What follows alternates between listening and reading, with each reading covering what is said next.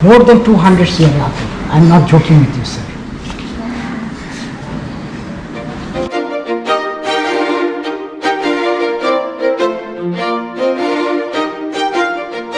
এই যে এখানে আসলেন মানে মুঘল খাবার খেলেন, হ্যাঁ, মুঘল মানে স্টাইলের খাবার, মানে আপনার কাছে কি মনে হলো খাবারটা কেমন কেমন লাগলো আপনার কাছে?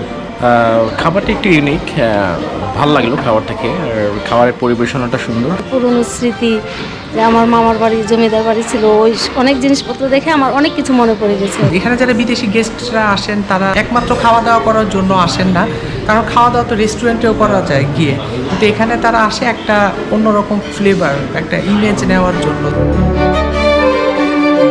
হ্যালো ভিউয়ার্স, ইনফোহান্টারের পক্ষ থেকে আপনাদের সবাইকে আবারও জানাচ্ছি স্বাগতম। আমি আজকে আবার চলে আসছি পুরান ঢাকার আবুল খায়রাত মোহাম্মদের জমিদার বাড়িতে। আর আমার আজকে এই জমিদার বাড়িতে আসার উদ্দেশ্য হচ্ছে এখানে যে মুঘল খাবারগুলো আছে, এই মুঘল খাবারের স্বাদ নিতে যে মানুষরা আসেন বা যারা অতিথি যারা আসেন তারা আসলে এখানে কেন আসছেন, আর তাছাড়া এই জমিদার বাড়ির মুঘল খাবারের স্বাদ কেমন, আর এই মুঘল খাবারের স্বাদের পাশাপাশি জমিদার বাড়িতে যে অতিথিরা আসছেন তাদের সুবিধার্থে আর কি কি ব্যবস্থা করা হচ্ছে সেসব দেখাতেই আমি আজকে আসলাম। আমি আপনাদেরকেও দেখানোর চেষ্টা করব এখানে আসলে কিভাবে খাবার পরিবেশন করা হয়, কি কি খাবার পরিবেশন করা হয় এবং খাবারের প্রাইস কেমন, তার সব কিছুই আমি আপনাদেরকে দেখানোর চেষ্টা করব। তো চলুন আজকে জেনে নেওয়া যাক পুরান ঢাকার এই জমিদার বাড়ির খাবারের বিস্তারিত তথ্য সম্পর্কে। আপনারা যারা আমার এই ভিডিওটি দেখছেন, আপনাদের সবার প্রতি আমার অনুরোধ থাকবে আমার এই ভিডিওগুলো দেখার পাশাপাশি ইনফোহান্টার চ্যানেলটি সাবস্ক্রাইব করে রাখার জন্য, কারণ আপনাদের এই উৎসাহটাই যেন আমার কাছে অনুপ্রেরণা হয়ে কাজ করে। খাবারের প্রসঙ্গে যাওয়ার আগে আপনাদেরকে একটু দেখিয়ে নিতে চাই জমিদার বাড়িতে যাওয়ার পর আপনার সময়টা কিভাবে কাটবে বা জমিদার বাড়িতে যাওয়ার পর কিভাবে আপনি আতিথেয়তা পাবেন সেই সম্পর্কে।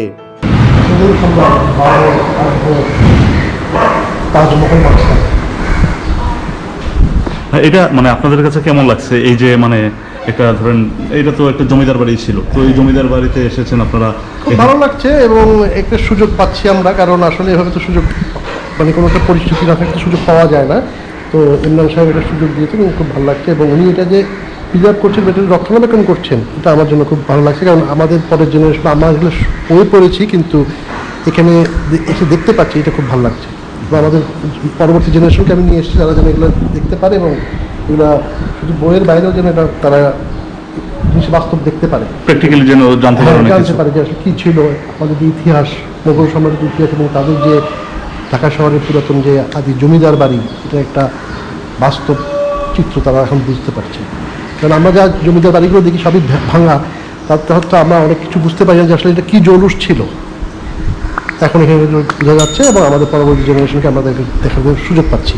তার মানে তো ধরেন এখানে আমাদের আসলে শুধু খাওয়াটাই মূল উদ্দেশ্য না, মানে এখানে খাওয়ার পাশাপাশি ধরেন না খাওয়াটা হতে পারে ওটা একটা ঐতিহ্য, কিন্তু আদার যে জিনিসগুলো, যে এই যে অনেক পুরাতন ছবি, এক একটা জিনিস 300 বছরের, এই যে একটা হেরিটেজ ধরে রাখা, বা প্রতিটা জিনিস যে আমরা ধরে দেখতে পাচ্ছি। জি জি জি জি জি উনি কিন্তু আমরা যতটুকু জানি সবকিছু খুলেই দেখান আর কি, খুলে দেখান, এবং এটা একটা স্মৃতি। ধরুন এখানে 300 বছর হয়ে গেছে একটা জিনিস, এটা তো একটা ঐতিহ্যের জিনিস। অবশ্যই আমার মা কি করছেন, কিন্তু আমার মা বলতে পারবে না তার হাজব্যান্ড তার চোখ তার ভালোবাসা দিয়ে এঁকে ফেলেছেন, কিন্তু নাই দেখেন আমার মা একটু রিল্যাক্স মোমেন্টে ছিলেন ওই সোফাতে, উনি এঁকে ফেলেছেন, কিন্তু তার ওয়াইফ জানে না হাজব্যান্ড কী করছে। তারপরে তার ভালোবাসা, ওই যে আমার মা একটু উলের কাজ করছিলেন, একটু স্টিচ করছেন, উনি এঁকে ফেলেছেন, কিন্তু উনি সেলাই করে যাচ্ছেন, আর এদিকে তার হাজব্যান্ড, আমার আব্বা, তার লাভিং হাজব্যান্ড।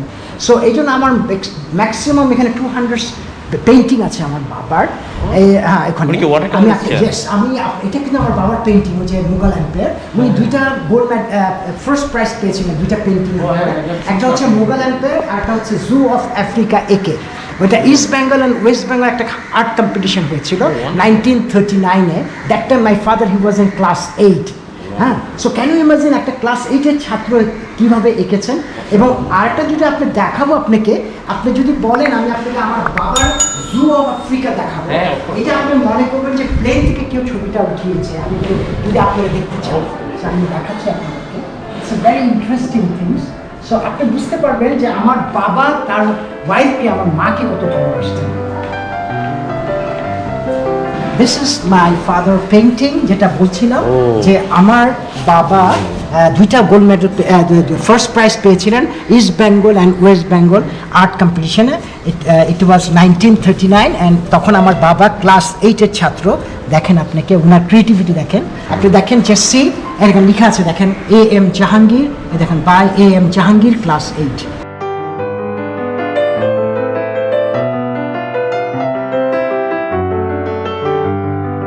এই দুইটা পেন্টিং আপনাকে আবার বলছি, আপনাকে বলেছিলাম কিছুক্ষণ আগে, the Mughal Empire and the zoo of Africa, যেটা উনি East Bengal and West Bengal art কম্পিটিশনে ফার্স্ট প্রাইজ পেয়েছিলেন। এটা আপনি সরাসরি দেখতে পাচ্ছেন, this is the zoo of Africa, আর এটা দেখতে পাচ্ছেন the Mughal Empire, the Taj Mahal.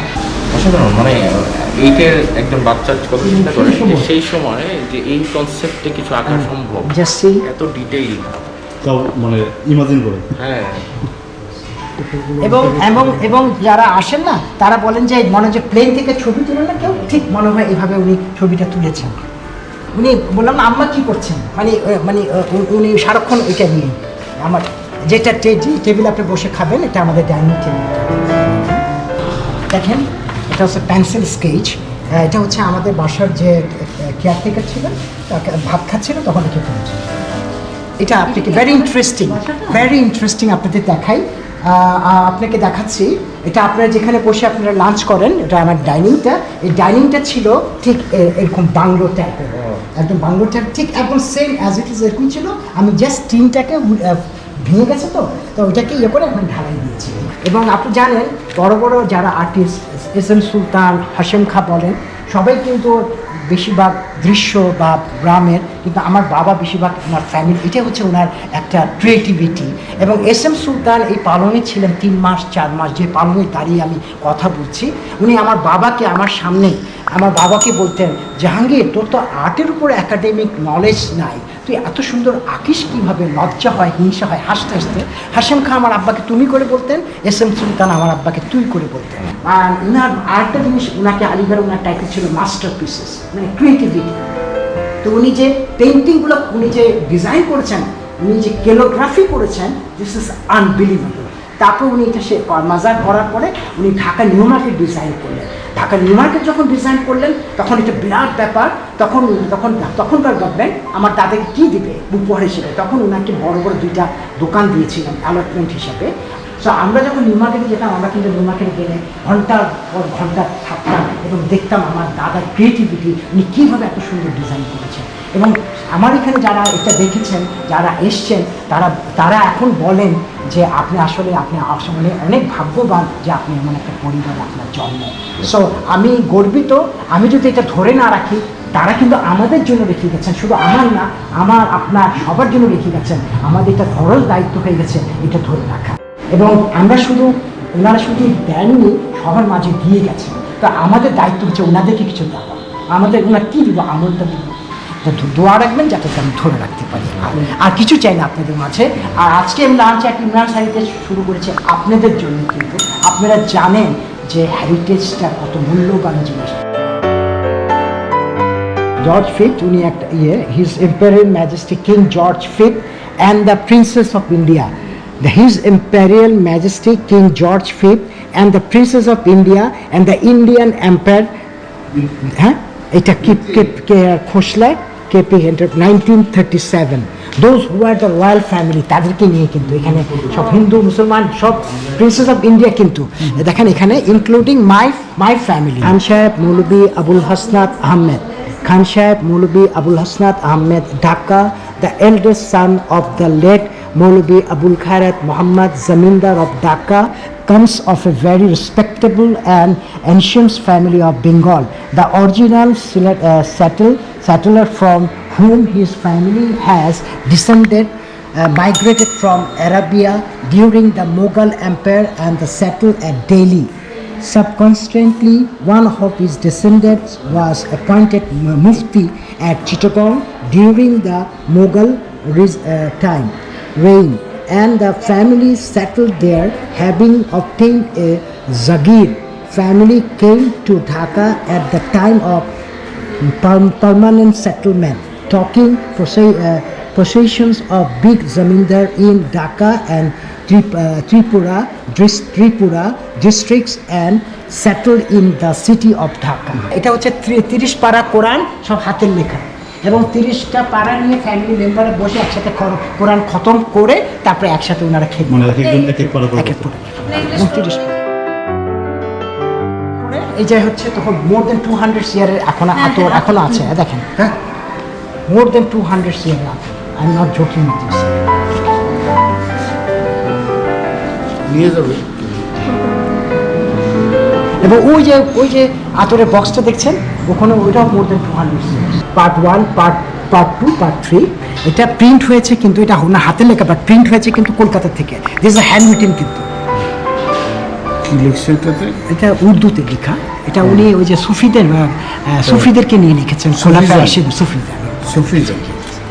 কৃষক প্রজা একটা পার্টি ছিল 1937-এ, কৃষক প্রজা পার্টি। আপনি যে বাড়িতে গেছেন না, এটা অর্ধেক পার্ট ওদিকে অর্ধেক পার্ট এদিকে দেখেন কিন্তু।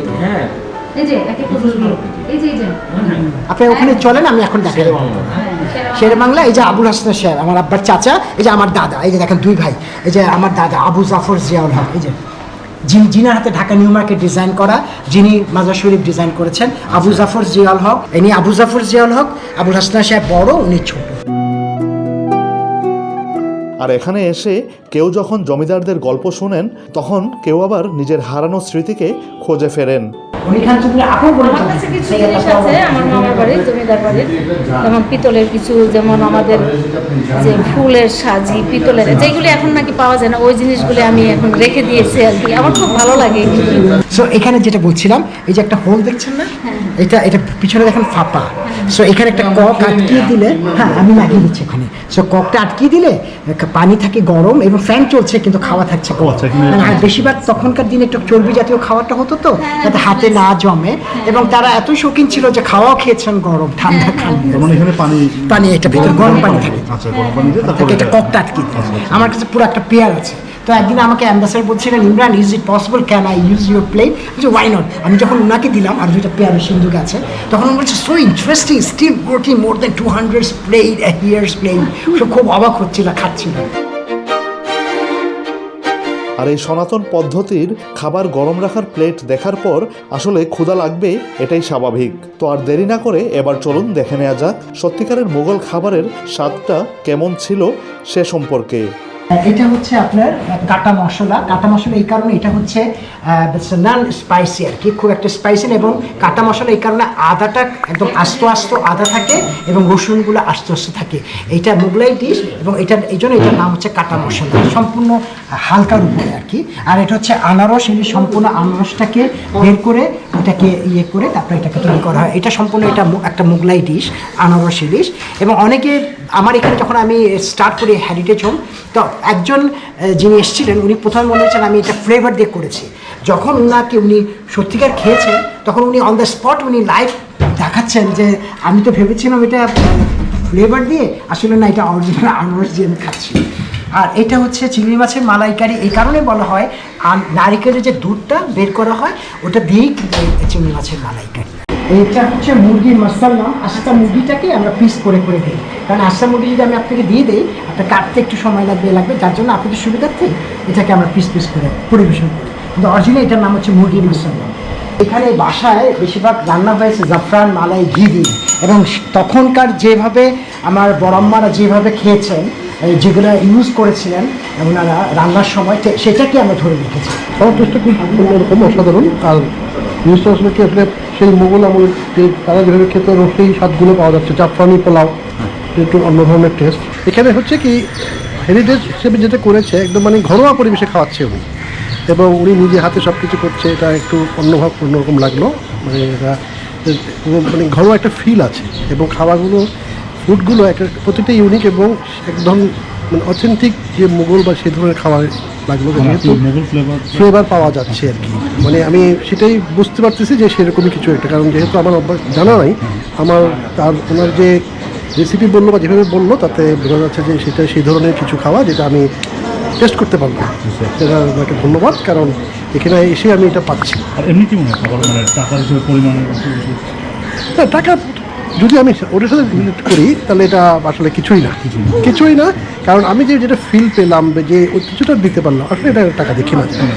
এই যে এখানে আসলেন মানে মুঘল খাবার খেলেন, হ্যাঁ, মুঘল মানে স্টাইলের খাবার, মানে আপনার কাছে কি মনে হলো, খাবারটা কেমন লাগলো আপনার কাছে? খাবারটা একটু ইউনিক, ভালো লাগলো খাবারটাকে। আর খাবারের পরিবেশনাটা সুন্দর, সবচেয়ে আসলে অ্যাম্বিয়েন্সটা যেখানে বসে আমরা খাচ্ছি, যে টেবিলটায় বসে খাচ্ছি, আপনি খেয়াল করেছেন একটা ফোল্ডিং একটা সিস্টেম আছে, যে হাফ অফ ইট, কিন্তু এত বড় টেবিল আসলে আমাদের বাসায় কারো বাসায় আমরা দেখি না। এটাই খেলাম, ভালো লাগলো। আর ওভারঅল অ্যাম্বিয়েন্সটা বললাম যে আশেপাশে যেসব আপনার আসবাবপত্র বলেন, ঝাড়বাতি বলেন, এটার মধ্যে খাওয়াটা, যদি আজকে একটু বিট ক্রাউডেড, ওভারঅল মনে হয় যারা আসবে যদি নিরিবিলি কখনো পায়, you need to give time to yourself to understand this magnitude of this place. এমনি আপনার কি মনে হয় সবাইকে আসা উচিত? I would suggest যে হ্যাঁ আসেন। খাওয়া দাওয়া খুব ভালো হয়েছে, স্পেশালি মানে ডিম যে কোরমা করেছে এটা ভালো হয়েছে, চিংড়ি মাছ ভালো হয়েছে, সব আইটেম খুব ভালো হয়েছে। আর এখানে এসে তো খুব ভালো লেগেছে, অনেক কিছু দেখে আমার মানে পুরনো স্মৃতি, যে আমার মামার বাড়ি জমিদার বাড়ি ছিল, ওই অনেক জিনিসপত্র দেখে আমার অনেক কিছু মনে পড়ে গেছে আর কি। আমার খুব ভালো লেগেছে। মুঘল খাবার খাওয়ার পাশাপাশি একটা সময় আমার মাথায় প্রশ্ন আসলো, ভিনদেশি অর্থাৎ বিদেশিরা কেন এই মুঘল খাবারের স্বাদ নিতে পুরান ঢাকার এই জমিদার বাড়িতে আসছেন? এটা আসল কথা কি, আপনাকে বলেছিলাম যে এই খাবার আমাদের বাসার যে একটা খাবার, আমরা খুব একটা ঝাল খেতাম না এই ফ্যামিলিতে, কিন্তু ওনাদের খাবার, কিন্তু ওনার অ্যাম্বাসেডর আমাকে বলেন যে আমরা যেটা পছন্দ করি ঝাল পছন্দ করি না, কিন্তু তোমাদের যে মোগলাই খাবার এটাকে এত সুন্দর করে ধরে রেখেছে। আসল কথা কি, ওনারাও কিন্তু অবাক হয়ে যান আমাদের এই ডিশগুলা যখন খান। আমি যখন আপনাকে একটু বলি, অ্যাম্বাসেডরকে যখন আমি ফার্স্ট দিয়েছিলাম পটলের দোলমা, কিমা ছিল, তখন উনি যখন সুতা খুলছিলেন, সো বলছিলেন ও সো ইন্টারেস্টিং ইমরান, একটা নতুন একটা আইটেম দিলে। উনি সুতা খুলছেন আর কিমাগুলো বের করছেন আর উনি খাচ্ছেন, খুব এনজয় করছিলেন। যখন ওনাকে আমি কাটা মশলা দিলাম, তো আমার এখনও মনে পড়ছে জার্মান অ্যাম্বাসেডর, উনি এত মজা পাচ্ছিলেন, উনি বলছেন যে উনি আরও ওনার ডিশ ছিল আরও অনেকগুলা, তখন উনি বারবার ওটাই নিচ্ছিলেন। তখন পাশে আরেকজন ছিল, ওনাকে বললেন যে না আমি এটাই আমাকে দাও। তারা আমাকে রীতিমতো প্রশ্ন বলতে থাকেন যে হাউ ক্যান ইট পসিবল, তোমরা কীভাবে বুঝেছো আমরা অল্প মানে হালকা ঝাল খাই, সেটা আমরা অবাক হয়ে যাই। আমরা যেটা পছন্দ করি তোমরা ঠিক ওইভাবেই তোমরা তৈরি করে আমাদেরকে পরিবেশন করছো। এখানে যারা বিদেশি গেস্টরা আসেন তারা এটাকে ভ্যালু করেন, এবং এরা কেউই এখানে একমাত্র খাওয়া দাওয়া করার জন্য আসেন না, কারণ খাওয়া দাওয়া তো রেস্টুরেন্টেও করা যায় গিয়ে, কিন্তু এখানে তারা আসে একটা অন্যরকম ফ্লেভার, একটা ইমেজ নেওয়ার জন্য, যে এরকম একটা বনেদি পরিবার ঢাকার যাদের নামে 4টা রাস্তা আছে, এবং বনেদি পরিবার এখানে যে ফার্নিচারগুলো আছে, যে ডেকোরেশন, পুরাতন বিল্ডিং, খাবার দাবারের যে মুঘলি আনা যে ব্যাপারটা, সেটার জন্যই আসেন। এমনি তাদের কাছে কেমন লাগে, আপনাকে কি বলেন? না, তাদের তো এক কথায় তারা মানে ওদের এক্সপ্রেশন যাওয়ার সময় এক কথায় ওয়াও। এরপরে ওই ওয়াওটা শুনে আপনার কেমন লাগে, আপনার কাছে কেমন লাগে? আমি তো আমার পুরান ঢাকা নিয়ে আমি সবসময় গর্ববোধ করি, এবং তাদের যে ওয়াও শব্দটা, সেটা আমি যদি তাদেরকে প্রেজেন্ট নাও করি সেটা, তারপরও তারা নিজে থেকে যেটা বোঝে, তারা ভ্যালু করতে জানে, এটা তাদের ভেতর থেকেই আসে। খাওয়া দাওয়া পর্ব শেষ করে ইমরান সাহেবের কাছে জানতে চেয়েছিলাম তাদের খাবারের দামের পাশাপাশি অন্য কী কী সুবিধা পাওয়া যাবে সে সম্পর্কে। This is the heritage home. I'd like to explain you a little bit. What's the meaning of heritage home? Heritage home একটা পুরনো ফ্যামিলির বাসায় একটা পুরনো ফ্যামিলি মেম্বাররা আপনাকে রান্না করে খাওয়াচ্ছে, এবং আপনার বাসায় আপনি যেভাবে ডাইনিংয়ে আপনি এনজয় করে খান ইচ্ছে মতো নিয়ে, ঠিক এখানে আপনি ফিল করবেন আপনি এক আত্মীয়র বাসায়, আপনি আন্টির বাসায়, খালার বাসায় বসে খাচ্ছেন। এখানে নো লিমিটেড, আপনি ইচ্ছা মতো নিয়ে খাবেন, পরিবেশন করা থাকবে। আপনি যখন বাসা শেষ হয়ে যায় আবার কিচেনে জড়িয়ে যান, আবার নিয়ে আসেন, ঠিক এইভাবে এটা এখানে হচ্ছে। আপনাদের সুবিধার্থের জন্য আমি 2টা প্যাকেজ তৈরি করেছি, যেটা আমি সবসময় মুখে বলতাম। তো অ্যাম্বাসেডর আমাকে একদিন একটু রিকোয়েস্ট করেছিলেন, লাস্ট স্প্যানিশ অ্যাম্বাসেডর, উনি বলছিলেন যে তুমি এটা কেন পাবলিশ করো না, এটা দিয়ে দাও না কেন, সো তুমি একটা প্যাকেজ তৈরি করতে পারো। তখন আমি 2টা প্যাকেজ তৈরি করেছি, একটা হচ্ছে স্ট্যান্ডার্ড প্যাকেজ, একটা হচ্ছে প্রিমিয়াম প্যাকেজ। স্ট্যান্ডার্ড প্যাকেজে যেটা থাকছে সেটা থাকছে আপনার জাফরানি plain pulao, chicken potato chop, chicken roast, egg korma, beef কাটা মশলা, তারপরে থাকছে আপনার salad and borhani, it should be compulsory. তার সাথে থাকে dessert, zarda or firni, which one you like, it's depend on you. এটা পার পারসন 800 অনলি। আর প্রিমিয়াম প্যাকেজ যেটা, সেটা থাকবে same as it is standard package যা যা আছে। এইটাতে আমি যেটা স্ট্যান্ডার্ড প্যাকেজে আপনাকে দিচ্ছি কাটা মাশাল্লাহ, এখানে দিচ্ছি বিফ কোপ্তা। তো এখন যদি আপনি মনে করেন আমি না কোপ্তা নিব না কাটা মশলা নেবেন, একই থাকবে, বাট দুইটা মেনু অ্যাড হচ্ছে, সে ভেরি টেস্টি ডিলিশিয়াস। সেটা হচ্ছে আনারস পাইনাপল ইলিশ, আনারস ইলিশ, এবং আরেকটা হচ্ছে চিংড়ি মাছের মালাইকারি, যেটা নারিকেলের দুধ দিয়ে বানানো হয়। এইটার প্যাকেজটা হচ্ছে 1200 পার পারসন। মুঘল খাওয়ার পাশাপাশি আরেকটা জিনিস যেটা আছে সেটা হচ্ছে এই মানে 200-300 বছর আগের যেই মানে আপনাদের জমিদারি যেই ইয়েগুলো আছে, এগুলো তো সব নিজের হাতে ধরে দেখতে পারবে। তারপর এক্স্যাক্টলি সবচেয়ে বড় কথা, সবাই অবাক হয়ে যায় যে ইমরান ভাই, যেটা মিউজিয়ামে আমরা দূরের থেকে দেখি, টাচ করতে পারি না, আমাদের কত বড় সৌভাগ্য করে দিয়েছেন যে আমরা এটা টাচ করে আমরা দেখতে পাচ্ছি। তার মানে তো এখানে ধরেন খালি মুঘল খাবার না, খাওয়া দাওয়া না, খাওয়ার সাথে সাথে ট্রেডিশনগুলো দেখতে পাচ্ছি, ওনারা কি ছিলেন, বা ওনাদের ঐতিহ্যগুলো। মুঘল খাবারের স্বাদ নিতে নিতে এবার চলুন একটু জেনে নেওয়া যাক পুরান ঢাকার এই জমিদার বাড়িতে কিভাবে যাবেন সে প্রসঙ্গে। আবুল খায়রাত মুহাম্মদের এই জমিদার বাড়িতে যেতে হলে আপনাকে প্রথমে চলে যেতে হবে পুরান ঢাকার চকবাজার পেরিয়ে বেচারাম দেউরির নান্নার বিরিয়ানির দোকানের সামনে। আর নান্না বিরিয়ানি দোকান থেকে একটু সামনে যেতেই হাতের বাইরের যে রাস্তাটা গিয়েছে সেদিক দিয়ে সোজা গেলেই একেবারে শেষ বাসাটা হচ্ছে জমিদার আবুল খায়রাত মুহাম্মদের বাড়ি।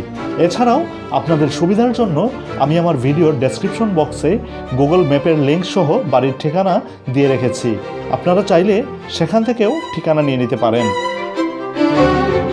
এবার আমার বিদায় নেয়ার পালা। আর আমি আপনাদের কাছে আবারও বলে রাখছি, যদি আমার এই ভিডিওটা আপনাদের কাছে ভালো লেগে থাকে তবে প্লিজ ভিডিওটা শেয়ার করবেন, আর তার সাথে পরবর্তী নতুন কোনো ভিডিও দেখার জন্য অবশ্যই ইনফো হান্টার চ্যানেলটি সাবস্ক্রাইব করে রাখবেন।